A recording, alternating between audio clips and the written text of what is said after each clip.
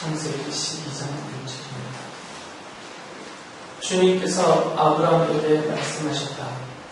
너는 내가 살고 있는 땅과 내가 나는 곳과 너의 아버지 집을 떠나서 내가 보여주는 땅으로 가라.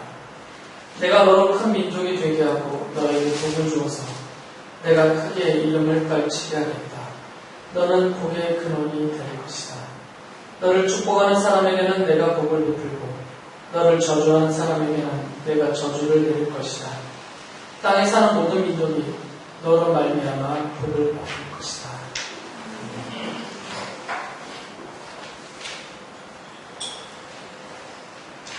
이제 아브라함에 대한 이야기를 해야 되는데, 이 아브라함에 대한 것은 몇 개 좀 나누어서 말씀을 드리겠습니다.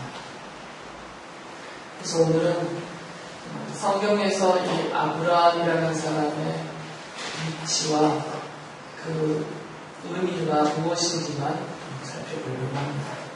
왜냐하면 이 아브라함의 그 일생에 걸쳐서 벌어진 중요한 사건들이 있기 때문에 그것들까지 한꺼번에 다루기에는 양이 너무 많아서 그 사건적인 것은 좀 다음번에 말씀을 드리고 다음 주에 오늘은 아브라함이라는 인물 자체에 대한 얘기만 좀 줄여서 말씀을 드리려고 합니다. 지난주에 말씀을 드렸듯이 홍수 심판 이후에 사람들이 뜻과 힘을 모아서 바벨탑을 쌓았습니다. 그 바벨탑은 상징적인 것이죠. 그래서 사람들의 이름으로 또 사람의 뜻과 힘으로 세운 사람의 나라인 거죠. 그래서 이 바벨탑과 그 도시에는 하나님의 이름이 없죠. 이들이 하나님의 이름을 부르지도 않고 또 하나님을 인정하지도 않고 전형적인, 그래서 세상 나라의 전형이다라는 말씀을 지난주에 드렸습니다. 결국 이 주권의 싸움이죠. 창조주이신 하나님이 온 우주 만물의 주권을 갖고 계시거든요.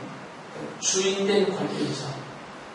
우리를 포함해서 온 우주의 모든 것들을 만드신 하나님이 주권을 갖고 계세요. 이 하나님의 주권은 이제 후에 출애굽을 거쳐가면서 이중적으로 나타나는데, 하나는 만드신 분으로서, 창조주로서 가지고 계시는 자연적인 주인의 권리예요.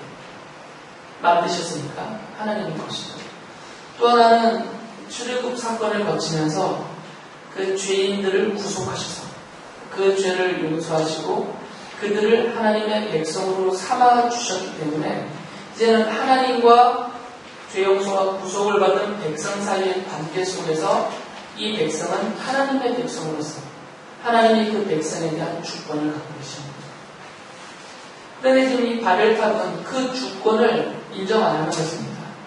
하나님이 나의 주인이다. 이것을 인정하지 않고 나의 주인은 나다. 이것을 드러내 보이는 것이 이 바벨탑 사건입니다. 그래서 오늘날도 세상의 대부분의 사람들은 스스로의 바벨탑을, 그 바벨이라는 도시를 쌓고 있죠. 간단하게 말하면 하나님의 주권을 인정하지 않으면 거기가 다 바벨이에요. 교회 안에서든 교회 바깥에서든 내가 하나님의 소유이고 하나님이 나와 나의 모든 것과 또 내가 속하여 있는 모든 삶의 영역에 그 모든 것들의 주인이시다라는 것을 인정하지 않으면 거기 다 바벨인 거예요. 그래서 이 바벨탑이 쌓여있던 그곳이 바벨론이 되었고, 이 바벨론은 세상 모든 나라의 대명사로 성경이 이렇게 언급하고 있는 것이죠. 오늘 등장하는 이 아브라함도 사실은 그들 중에 한 명이었어요. 이 바벨탑을 쌓았던 그 무리들의 후손으로서 아브라함이 출생을 했고, 실제로 아브라함이 살고 있었던 그 땅은 메소포타미아 강 동쪽 건너편이거든요. 그 지역이 이제 바벨론 지역이죠. 거기서 그냥 살고 있었어요. 그래서 이 여호수아서에서 아브라함에 대해서 이렇게 표현을 했거든요. 여호수아서 24장 2절에 보면 주 이스라엘의 하나님이 이렇게 말씀하셨다. 옛날에 아브라함과 나홀의 아비 데라를 비롯한 너희 조상은 유프라테스강 건너에 살면서 다른 신들을 섬겼다고 말합니다. 창세기 12장에 하나님의 부르심을 받고 아브라함이 순종하여 믿음으로 순종하여 나오기 그 전까지, 그러니까 이 유프라테스 강을 건너기 전까지는, 그 강 건너편에 있을 때까지는 아브라함도 다른 신을 섬기는 사람이었다는 거죠. 하나님을 섬기지 않았어요. 그러니까 믿음의 조상이 아니죠. 실제로 보면 바벨탑을 쌓던 그 무리들의 후손으로 그냥 거기서 다른 신을 섬기며 살고 있었어요. 그랬던 아브라함을 3절에 보면 하나님이 이렇게 말씀하시죠. 그러나 내가 너희 조상 아브라함을 강 건너에서 이끌어내어, 하나님이 이끌어내셨다라고 말합니다. 아브라함이 난 도저히 여기서 못 살겠다. 나는 여기서 내 믿음을 지킬 수도 없고 내가 여기서 하나님을 섬길 수도 없고 이 우상들로 가득한 이 땅에서는 나는 도저히 못 살겠다고 뛰쳐나온 게 아니라 그냥 그 자리에서 우상을 섬기며 다른 신을 섬기며 그 바벨론 땅에서 바벨탑을 쌓으며 사는 우리들과 함께 살고 있던 그 아브라함을 하나님이 이끌어내셨다는 거죠. 하나님의 손으로. 그래서 그를 가나안 온 땅에 두루 다니게 하였으며 자손을 많이 보게 하였다라고 말하고 있어요. 그러니까 아브라함은 원래부터 믿음의 조상이 아니다라는 것이죠. 우리가 아브라함을 믿음의 조상이라고 부르는데 아브라함은 본래는 그냥 이 바벨탑 샀던 사람들과 똑같은 사람이었어요. 그리고 다른 신을 섬기던 우상 앞에 절하던 전혀 하나님의 사람도 아니었고 믿음의 조상도 아니었던 것이죠. 그랬던 아브라함을 하나님이 부르셨어요. 어디서 부르셨냐면 강 건너에 있을 때 거기서 부르신 거죠. 그 바벨론 그 땅에 있을 때 거기서 하나님이 불러내셨어요. 부르실 때 하나님이 이 아브라함을 찾으셨고 어떤 방식으로 아브라함을 만나셨는지는 모르겠지만 이후에 등장하는 하나님과 아브라함의 이 대면하는 장면이 여러 차례 나오잖아요. 그런 여러 차례 나오는 장면들을 보면 어떤 형식으로 하나님이 아브라함을 만나셨는지는 정확히 모르지만 분명한 사실은 아브라함은 하나님을 알았고 하나님의 말씀을 직접 들었고 음성으로 들었고요. 그리고 하나님은 그 아브라함을 직접 대면하여서 친구와 같이 대면하여서 가까이서 그를 대하여서 말씀하셨다라고 표현되어 있으니까 강 건너편에 있을 때 하나님이 아브라함을 직접 찾으신 것을 분명합니다. 아브라함이 하나님을 찾아 나온 것이 아니고 하나님이 아브라함을 찾아가신 거죠. 그래서 아브라함을 만나셨고 아브라함이 하나님이 말씀을 하셨어요. 그게 12장 1절부터 3절까지의 내용입니다. 여기를 보면 하나님이 아브라함을 먼저 불러내셨습니다. 너는 내가 살고 있는 땅과 내가 난 곳과 너의 아버지의 집을 떠나서 내가 보여주는 땅으로 가거라. 이렇게 불러내셨죠. 원래는 그냥 그 땅에서 자기 집에서 아버지의 집에서 자기가 태어난 곳에서 그 땅에서 그렇게 살다 거기서 죽을 자였는데 하나님이 거기서 나오라 그러신 거예요. 하나님이 이끌어내신 것이죠. 그리고 내가 너에게 지시할 땅으로 가라. 그 땅이 어떤 형태의 땅인지는 몰랐어요. 가나안이라는 것을 알았죠. 그러니까 가나안 땅으로 가겠죠. 가나안 땅으로 갈지 모르고 가다 보니까 가나안에 도착한 게 아니고요. 가나안으로 가라 하셨기 때문에 가나안으로 간 것이죠. 성경이 아브라함이 갈 바를 모르고 나갔다. 갈 바를 모르고 순종했다. 그 말은 뭐냐면 그 결말을 모르고 나갔다라는 것이에요. 목적지를 가나안이라는 목적지를 모르고 그냥 무작정 나갔다는 게 아니라 하나님이 불러내실 때 내가 너에게 지시할 땅으로 가라 하셔서 이미 지시를 하시는 거죠. 그 지시한 땅은 가나안 땅이에요. 그런데 그 가나안 땅이 어떤 땅인 줄 모르고 거기에 가면 자기 앞에 어떤 삶이 펼쳐질 줄 모르고 그 앞이 막막하고 답답하고 깜깜한 상태에서 전혀 기대가 되지 않는 그 땅으로 그냥 하나님 말씀을 믿고 순종하고 나갔다 그 말이에요. 만약에 여러분에게 저 아프리카 우간다로 가라 그러면 할렐루야 하면서 가시겠어요? 다시 생각해 주시죠. 잘못 들은 것 같은데요. 그런데 세계에서 살기 제일 좋다라는 나라도 있어요. 뭐 세계에서 제일 살기 좋은 도시가 호주의 멜버른이라고 하더라고요. 그리고 만약에 그 멜버른으로 가라 그러면 여러분이 고민하시겠어요? 가실 거 아니에요. 뭐 스칸디나비아 반도에는 세금도 그냥 부자들만 내고 우리 같이 가난한 사람들은 오히려 나라가 주는 거 혜택받으면서 정말 최고의 복지를 누리며 사는 나라인데 그 나라 가서 살아라 그러면 안 가겠어요? 안 갈 사람은 물론 있겠지만 어쨌든 그래도 안 간다는 소리는 안 할까요? 단칼에 좋은 것인 줄 알면 그건 뭐 믿음이고 순종이고 필요 없어요. 옳거니 하고 가는 거지. 근데 갈 바를 몰랐다고요, 아브라함이. 그 땅이 어떤 땅인지도 모르고 가서 무슨 일을 당할지도 모르고 앞으로 어떻게 살아야 될지도 모르고 지금 여기 이미 안정된 정착지인데 가족 관계도 다 있고 그런데도 나갔다 이거죠. 어떻게 나갔어요? 뭘로 나갔다 그랬어요? 믿음으로 나갔다는 거죠. 그래서 믿음으로라는 말이 적용이 됩니다. 하나님의 말씀을 그리고 그 말씀하신 하나님을 믿고 그러니까 그 하나님이 하신 말씀을 믿고 순종하면서 나간 것이죠. 그리고 하나님이 그에게 약속하셨습니다. 언약을 하셨죠. 2절에 보면 내가 너로 큰 민족이 되게 하고 너에게 복을 주어서 내가 크게 이름을 떨치게 하겠다. 너는 복의 근원이 될 것이다. 요것 때문에 나간 거죠. 가나안 땅은 어떤 땅인지 몰라요. 뭔 일이 생길지 몰라요. 그러나 요 약속이 있기 때문에 나간 거죠. 하나님이 큰 민족을 만들어 주겠다는데 안 나가겠어요? 복을 주신다는데 그리고 아예 복의 근원이 되게 해주시겠다는데 이 약속이 믿어지면 안 나가겠네요. 아브라함에게는 이것이 믿어지는 믿음을 하나님께로부터 선물을 받은 거죠. 이것도 아무나 믿는 게 아니에요. 하나님이 그 믿음을 주셨기 때문에 아브라함은 하나님의 말씀을 들을 때 그게 믿어진 거죠. 그게 믿어지고 확신이 되어지고 그래서 다 두고 순종하고 나간 거죠. 거기에 근원이 될 것이다라는 것은 약간 의역한 번역이죠.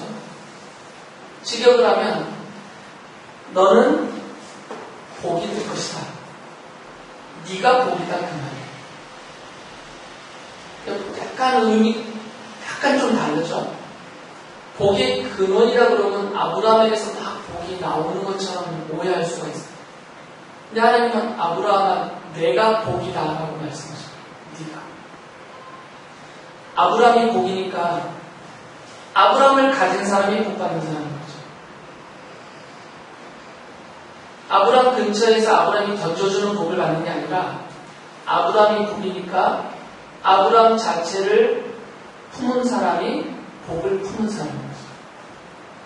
그래서 아브라함을 축복하는 사람이 복을 받는 것이죠. 아브라함을 저주하는 사람은 저주를 받는 것이죠. 축복한다는 것은 아브라함을 받아들이는 거죠. 저주한다는 것은 아브라함을 버렸다는 거죠. 복을 버렸으니까 저주를 받는 것이고 복덩어리를 받아들였으니까 복을 받는 것이죠. 그런 의미가 여기 담겨 있는 것입니다. 하나님이 아브라함에게 그렇게 해주겠다라고 약속을 하셨어요. 아브라함은 이 약속을 믿은 거죠. 이 약속을 믿고 순종하여서 그 길을 떠났습니다. 그래서 4절이 그것을 말하잖아요. 아브라함은 주님께서 말씀하신 대로 길을 떠났다라고 말해요. 히브리서 저자가 이 사건을 고대로 해석하면서 같은 말을 했어요. 히브리서 11장 8절을 보면 믿음으로 아브라함은 부르심을 받을 때 순종하고 장차 자기 몫으로 받을 땅을 향하여 나아갔습니다. 그런데 그는 어디로 가는지를 알지 못했지만 떠난 것입니다. 이게 개혁성경에서는 옛날 개혁성경은 갈 바를 알지 못하여서 그렇게 해놨죠. 그러니까 어쨌든 믿음으로 나갔다가 강조가 됩니다. 이 믿음은 하나님의 약속에 대한 믿음입니다. 하나님이 자기에게 자손을 통하여서 자기의 자손을 통해서 큰 민족을 이루어주겠다는 그 약속, 그리고 아브라함 너를 복이 되게, 복의 근원이 되게 해주겠다는 그 약속, 이 약속이 있었기 때문에 아브라함은 그 약속을 믿고 순종하여 나갔던 것입니다. 아브라함의 믿음은 이 하나님의 약속에 대한 그런 믿음이에요. 하나님을 신뢰하기 때문에 하나님이 하신 약속은 반드시 이루어진다라는 약속에 대한 믿음을 갖고 있었던 거죠. 아브라함에게 이런 믿음이 있음을 보시고 창세기 15장 6절에 보면 하나님이 아브라함의 그 믿음을 보시고 아브라함을 의롭게 여겨주셨어요. 아브라함이 주님을 믿으니 주님께서는 아브라함의 그런 믿음을 의로 여기셨다라고 말해요.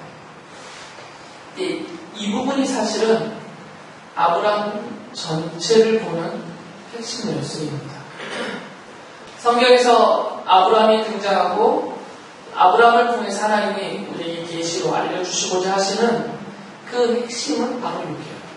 왜 그러냐면 아브라함의 일대기가 파란만장하죠. 사건도 많고 대단한 일도 많이 하고. 그런데 그 아브라함의 일대기, 아브라함의 인생 역사가 이만큼이라면 아브라함의 일대기를 보고 이 사람에 대해서 해석을 하고 인용하고 적용을 하는 것이 신약성경이거든요. 근데 신약성경의 기록들을 보면 그 파란만장한 아브라함의 인생은 별로 언급하지 않아요. 제일 많이 강조하는 게 뭐냐면 이 말씀이에요. 창세기 15장 6절. 이 말씀을 인용하면서 계속해서 아브라함과 관계해서 신약의 저자들이 하는 말은 계속 이 말이에요. 믿음으로. 하나님이 아브라함이 하나님을 믿으니 그의 믿음을 의로 여겨주셨다라는 이 표현이에요. 특히 바울사도는 로마서와 갈라디아서에서 이것을 집중적으로 말합니다. 어디에다 써놓냐면 바울사도가 어디에다 이것을 적용하냐면 바로 믿음으로 하나님의 자녀 되어서 의인이라 불리우고 천국의 영원한 생명을 소유하게 된 성도들을 가리키면서 이것을 설명해요. 당신들이 이 아브라함처럼 그런 믿음을 가지고 그 믿음으로 이렇게 하나님의 자녀가 된 것입니다. 그 믿음, 우리들의 이 믿음의 원조잖아요. 이 믿음의 그 원조가 뭐냐를 설명해 주는 게 아브라함이에요. 그리고 이 창세기 15장 6절의 말씀을 인용을 합니다. 사실 이것이 아브라함에 대한 핵심이에요. 제일 중요한 것이죠. 원래 아브라함이라는 사람은 그 메소포타미아 강 건너편에서 그 바벨론 그 지역에서 그 지역 사람들과 똑같이 다른 신을 섬기며 하나님을 부정하고 살던 사람이에요. 그런데 하나님이 그를 택하여서 불러내셨고 그에게 약속을 주셨고 그 약속을 믿게 해주셨고 그래서 아브라함이 그것을 믿음으로 순종하며 하나님을 믿고 평생을 살았어요. 하나님이 그 믿음을 보시고 아브라함을 의인이라고 불러주신 것입니다. 의인이 아니었던 자가 의인이 됐어요. 강을 놓고 메소포타미아 강을 놓고 이 강 건너편에 바벨론 땅에 있을 때의 아브라함은 의인이 아니었어요. 죄인이었죠. 그런데 이제 하나님의 택함과 부르심을 받고 강을 건너왔을 때는 이제 의인이 됐던 거죠. 강을 중심으로. 죄인이 의인이 된, 아브라함을 놓고 보면 죄인이 의인이 된 이 중간점이 뭐냐면 그게 바로 믿음이라는 거죠. 믿음으로 의인이 된 것이에요. 이게 하나님의 구원의 원리입니다.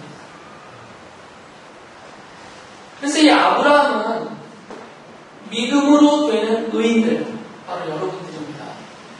믿음으로 되는 의인들을 보여주는 모형적이고 원리적인 존재. 아브라함을 보면 이게 이제 보이는 거죠. 아브라함을 성경이 말하는 아브라함을 보면 이걸 알 수가 있다. 그 말이에요. 믿음으로 의인이 되는 원리. 그래서 우리들도 아브라함처럼 믿음으로 의인이 되는 것입니다. 아브라함처럼 우리도 믿음으로 복의 근원이 되는 거죠. 이게 약속이니까. 그런데 이제 이것을 오해했던 사람들이 있어요. 이 약속을. 유대인들이죠. 아브라함의 혈통적인 후손들. 아브라함이 이삭을 낳고 야곱을 낳았을 때 야곱의 이름을 하나님이 이스라엘로 바꿔주셨죠. 그리고 야곱의 그 12아들이 이스라엘 민족을 형성하고 나중에 이스라엘 나라를 세웠어요. 그래서 이 이스라엘은 아브라함을 자기들의 조상이라고 부르죠. 그러면서 자신들을 아브라함의 자손이다 이렇게 여겼어요. 그래서 자신들이 아브라함의 자손이다 이것을 강조하는 이유는 뭘까요? 내가 아브라함의 자손이다 이것을 강조하는 이유는 뭐겠어요? 뭔가 나오는 게 있으니까 강조할 거 아니야? 뭐가 나오겠어요? 하나님의 약속이잖아요. 복을 주겠다는 약속. 그래서 자신들이 아브라함의 자손인 것을 강조하는 것이다. 그것을 지키려고 하는 것이다. 그런데 이들을 향해서 세례 요한이 이렇게 말해요. 마태복음 3장 9절에 보면 너희는 속으로 주제넘게 아브라함이 우리 조상이다 하고 말할 생각을 하지 말아라. 내가 너희에게 말한다. 하나님께서는 이 돌들로도 아브라함의 자손을 만드실 수 있다. 이건 해석을 잘해야 돼요. 너희들 말고 이 돌들을 변형시켜서 너희들 대신 아브라함의 자손을 만드실 수도 있다. 이 말이 아닌 것입니다. 그 말이 아니고 너희들이 스스로 말하는 그 아브라함의 자손이라는 것의 의미와 가치가 뭐냐? 돌이다. 그 말이에요. 너희들이 지금 주제넘게 말하고 있는 아브라함은 우리의 주상이고 우리들은 아브라함의 자손이다라고 말하고 있는 그 아브라함의 자손. 너희들이 말하고 주장하고 잘난 척하는 그 아브라함의 자손의 가치. 그 가치는 뭐냐면 이 돌이다. 그러니까 그 얘기 뭐냐면 너희들이 말하는 아브라함의 자손이라는 말은 틀렸다. 그 말이죠. 창세기 12장 2절에서 하나님이 약속하신 그 자손이 너희들이 말하는 자손이 아니다. 그렇게 말을 하면 이런 표현을 쓰지 않으셨겠죠. 왜 그러냐면 아브라함의 자손은 믿음의 자손이거든요. 믿음으로 되어지는 자손이에요. 그 믿음의 자손들이 돌덩어리와 비교되면 안 돼요. 믿음의 원리로 되어지는 그 믿음의 자손들을 말하는 것입니다. 이것은 어떻게 알 수 있냐면 갈라디아서 3장 7절에 보면 그러므로 믿음에서 난 사람들이야말로 아브라함의 자손임을 여러분은 아십시오. 유대인들이 말하고 있는 나는 아브라함의 자손이다. 그것은 돌덩어리다. 그 말이에요. 그건 아니다. 대신에 믿음으로 난 사람들, 믿음에서 난 사람들, 이 사람들만 아브라함의 자손이다. 그 말이에요. 창세기 12장 2절에서 하나님이 약속하셨던 그 아브라함의 자손은 혈통적인 자손이 아니었다. 그 말이죠. 이것은 이스라엘 역사가 증언을 해요. 스스로 하나님의 택함을 받은 아브라함의 자손이다라고 말하고 있는 그 이스라엘 민족들의 삶을 보면 그들의 삶이 창세기 12장 1절에서 말씀하셨던 그 아브라함의 자손하고 다르구나라는 것을 보여줘요. 왜 그러냐면 하나님의 백성이라고 스스로 아브라함의 자손이라고 말하고 있는 이스라엘 사람들이 삶이 엉망진창입니다. 전혀 믿음으로 살지 않아요. 전혀 믿음의 백성 같지가 않습니다. 이스라엘 역사에 등장하는 소수의 몇몇 사람들 그리고 또 그들에 의해서 인정을 받는 일부의 사람들을 제외하고는 대다수의 이스라엘은 언제나 하나님을 거역하고 일적 바벨론 땅에서 우상을 섬겼던 것처럼 그렇게 다른 신 섬기기를 좋아하고 하나님이 주신 그 율법을, 하나님의 말씀을 너무 하찮게 여겨서 함부로 버리거나 자기들 마음대로 바꿔 쓰고, 그래서 이들의 전체적인 삶의 모습을 보면 전혀 믿음의 자손들의 모습이 아니에요. 진짜 돌덩어리 같은 가치밖에 없는 것이죠. 그것을 바울 사도가 해석을 해준 것이에요. 그렇다면 지금 너희들 유대인들, 너희들이 하나님의 택함받은 아브라함의 자손이 아니라면 누가 진짜 창세기 2장 12절 2절에서 말한 아브라함의 자손이냐? 그게 바로 이 갈라디아서에서 믿음에서 난 사람입니다. 바로 이 믿음의 자손이 아브라함의 자손이다. 그 말입니다. 로마서 4장 16절 보면 이걸 좀 확대를 시키는데, 어떻게 확대를 시키냐면 이런 까닭에 이 약속은 믿음에 근거한 것입니다. 그것은 하나님께서 아브라함에게 이 약속을 은혜로 주셔서 이것을 그의 모든 손에게도, 그러면서 이 모든 손이 누구냐를 설명해요. 둘로 나눠서 말하는데, 곧 율법으로 사는 사람들에게만이 아니라, 이건 유대인이죠. 율법으로 사는 사람들에게만이 아니라 아브라함이 지닌 믿음으로 사는 사람들에게도 보장하시려는 것입니다. 아브라함은 우리 모두의 조상입니다.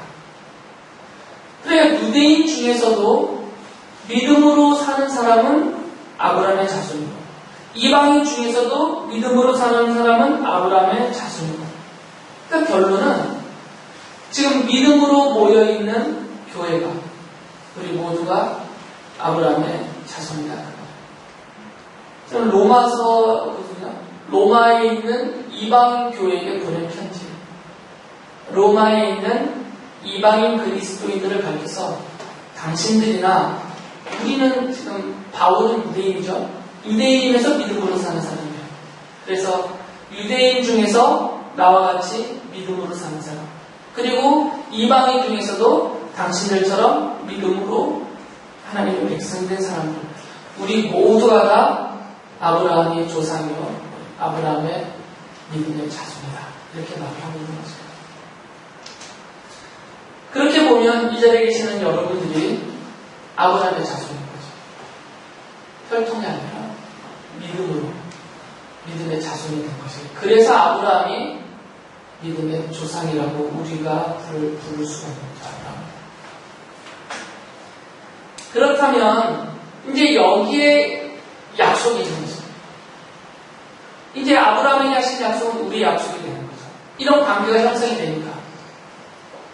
이 약속이 혈통적인 약속이라면 우리하고는 전혀 상관없는 것이 되는데, 이제는 믿음으로 아브라함의 자손이 된다면 아브라함에게 주신 약속이 그 자손인 우리에게 그대로 적용이 되는 거죠. 아브라함에게 주신 약속은 제일 중요한 약속이 뭐였어요? 2절에서 너는 뭐가 된다고요? 복의 근원이 될 것이다. 너는 복이 될 것이다. 그랬습니다. 사실 이것이 아브라함에게 주시는 약속의 핵심이죠. 아브라함이 복의 근원이 되고 아브라함이 복이 된다면 이제 그 아브라함의 자손이 되는 우리들에게도, 성도인 우리들에게도 똑같은 약속이 적용이 되어서 우리들도 복이 되는 것이고 복의 근원이 되는 것입니다.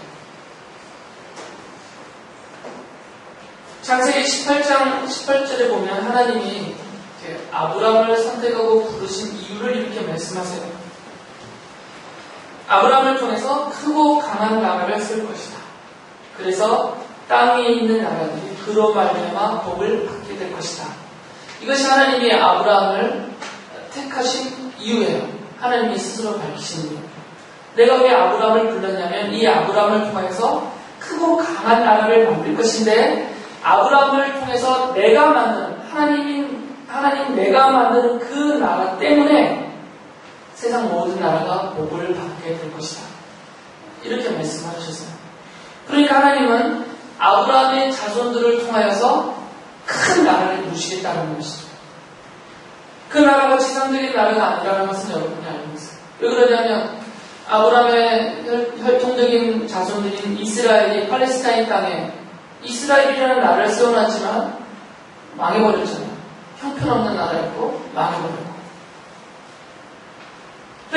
이 지상적인 나라가 아니라는 말은 분명해요. 이 땅 위에 한 지역을 차지하고 있는 지상 국가가 아니다라는 것은 분명하죠. 하나님이 그런 나라를 세우시진 않았으니까. 그렇다면 하나님이 세우시는 나라는 복의 근원이 되는 나라가 그 나라. 믿음의 자손들로 세워지는 그 나라. 그리고 그 나라의 성격은 복의 근원이 되는 그런 나라입니다. 여기서 분명히 지적해야 될 것은 아브라함 자체가 복은 아닙니다. 제가 아브라함아 너는 복의 근원이 될 것이다. 너가 복이다. 이렇게 말씀을 하나님이 하셨다고 했지만 그 말의 의미는 아브라함 자체가 복이라는 것은 아니에요. 아브라함 안에서 무슨 복의 발돋이가 있어서 여기서 복이 계속 만들어 나오는 이런 모습이 아니라 아브라함은 통로죠. 하나님의 복이 이 땅의 사람들에게 전달되는 유일한 통로가 아브라함입니다. 그래서 아브라함은 복의 근원이라고 말하는 것이죠. 복은 하나님께로부터 옵니다. 하나님께로부터 오는 복은 크게 두 종류라고 볼 수가 있겠죠. 굳이 분류를 한다면 하나는 영원한 생명의 복이에요. 바벨론 땅에서 그렇게 바벨탑 쌓다가 그렇게 죽고 멸망하고 영원한 지옥 형벌에 떨어질 그들이 최고의 복은 뭐겠어요? 거기서 살아나는 복이죠. 영원한 생명의 복. 하나님이 주시는 가장 중요한 근본적인 복은 영원한 생명을 얻는 거예요. 그리고 또 하나는 성경에 약속된 대로 하나님이 주시는 기업을 누리는 복이에요. 이 기업이 뭐냐는 다양한 설명이 가능합니다. 물론 최종적인 그 기업이 뭔지는 여러분이 이미 알고 계시죠? 그것은 하나님 나라, 천국에서 누리는 하나님 나라 자체가 우리의 기업이에요. 그렇다고 해서 성경을 보면 최종적으로는 하나님의 나라가 그들의 기업으로 주어져서 그것을 소망하며 살았지만 이 믿음의 사람들이 그 나라만을 바라보고 그 나라만을 고대하면서 산 것은 아니에요. 이 땅에서도 기업을 누렸습니다. 하나님의 뜻을 이루기 위해서 또 이 모든 것을 반영하는 하나님이 주시는 기업들을 차지하고 누렸어요.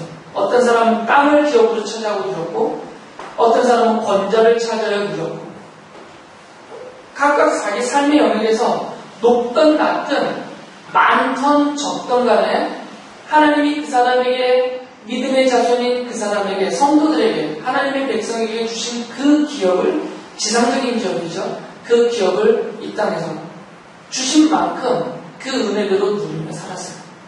그러니까 이 기업이 이렇게 양면성을 갖고 있죠. 영원한 생명을 누리는 기업, 복, 영원한 생명의 복, 그리고 하나님의 기업을 누리는 복.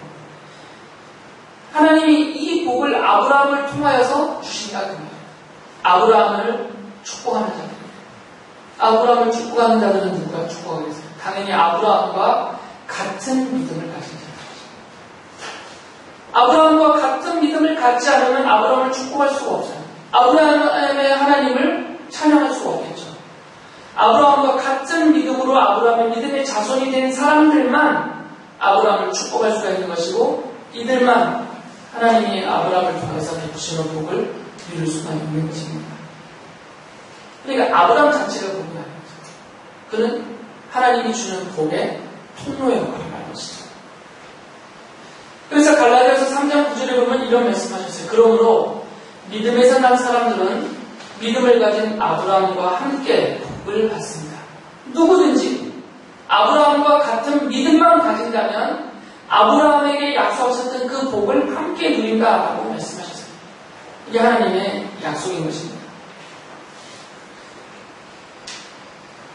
3장 8절에서는 하나님께서 그 아브라함을 통해서 베푸시는 은혜, 그 복의 성격 한 번 더 말씀하시는데 또 하나님께서 이방 사람을 믿음에 근거하여 의롭다고 여겨주신다는 것을 성경은 미리 알고서 아브라함에게 모든 민족이 너로 말미암아 복을 받을 것이다 하는 기쁜 소식을 미리 전하였습니다. 라고 말합니다.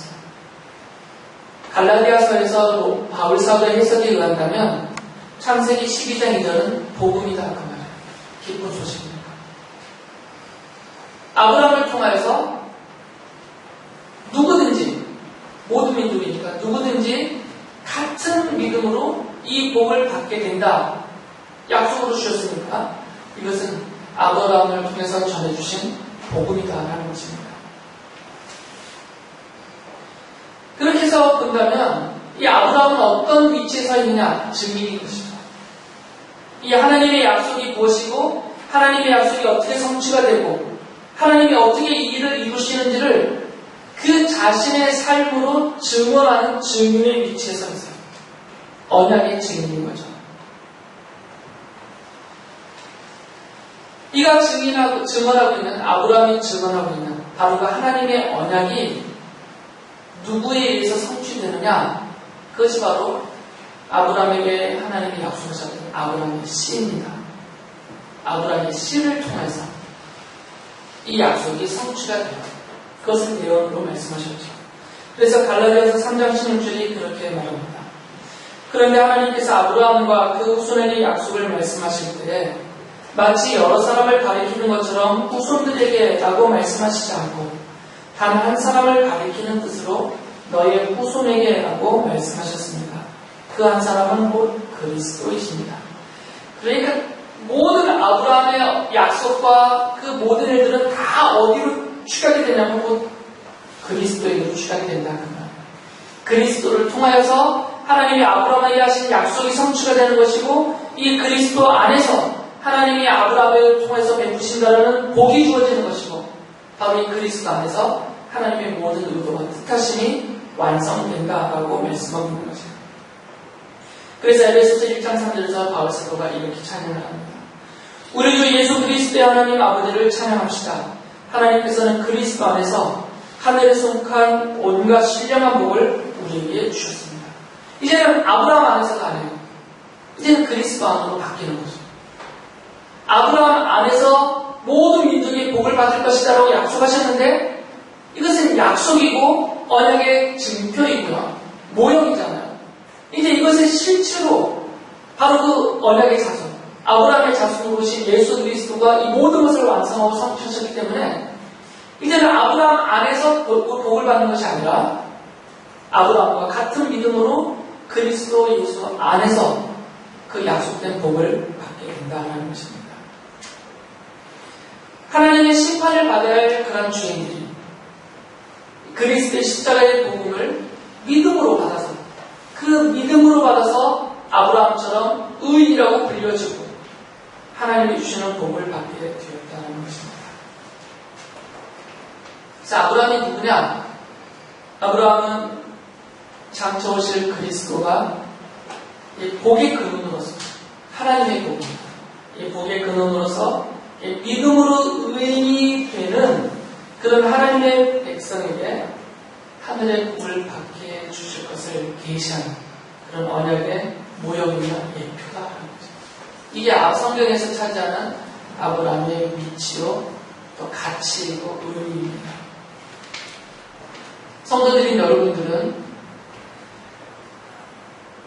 이 아브라함이 보여준 그 믿음의 원리 있잖아요. 그 믿음의 원리대로 지금 하나님의 택하심을 받았고 불러냄을 받았고 주신 은혜로 그 하나님과 이 언약을 믿게 되었고 이 믿음으로 하나님의 자녀 되어서 아브라함을 통해서 약속하셨던 그리고 그리스도 안에서 주어지는 영원한 생명의 복과 하나님이 주시는 약속하신 기업을 누리는 자가 되었다는 것입니다. 성도가 누구냐? 바로 이 약속을 믿고 아브라함이 그랬던 것처럼 이 약속을 믿고 순종하면서 하나님이 약속하신 것을 이루실 것을 기다리고 고대하면서 살아나가는 자들인 것입니다. 이제는 바벨탑을 쌓던 사람들처럼 살아서는 안 되죠. 예전에 그 땅에서 바벨탑을 쌓던 사람들의 그 생각으로, 그 삶의 방식으로, 그런 인생의 목표로 그렇게 살아서는 안 됩니다. 아브라함이 원리로 모형으로 보여준 것처럼 이제는 믿음으로 살아야 될 것이고 하나님을 기대하며 살아야 될 것이고 우리 앞에 어떤 땅이 열릴지 모르지만 또 내가 어떤 길로 인도받고 가게 될지는 막막하여 알지 못한다 하더라도 우리가 신뢰하고 있는 그 하나님, 우리에게 약속하신 대로 그리스도 안에서 모든 것을 완성하시고 베푸시고 이끌고 계시니까 기다리고 또 의지하면서 그렇게 승리하면서 나아가는 우리 모두가 될 수 있기를 바랍니다.